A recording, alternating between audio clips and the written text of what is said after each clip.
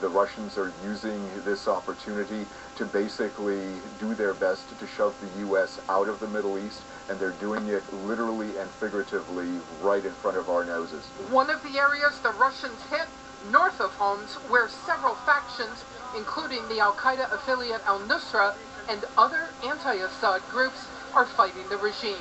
The State Department trying to defuse rising military tensions between the U.S. and Moscow, but only going so far.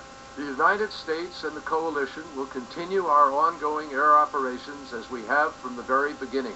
Russian President Vladimir Putin says his military was invited into Syria by Bashar al-Assad, the Russian leader clearly ready to prop up Assad. We will support the Syrian army only in its legitimate fight specifically against terrorist groups.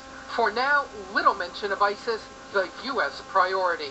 Putin's ambitions are blindingly obvious, my friends. He wants to prop up Assad, play kingmaker in any transition, undermine U.S. policy and operations, and ultimately expand Russian power in the Middle East. Now, the Pentagon also making clear that U.S. airstrikes will continue in Syria against any targets that the coalition chooses to strike. They do want to sit down with the Russians as fast as possible and get these so-called deconfliction talks going, the technical talks that need to happen to make sure when Russian and U.S. pilots encounter each other in the skies, there is not an accidental disaster.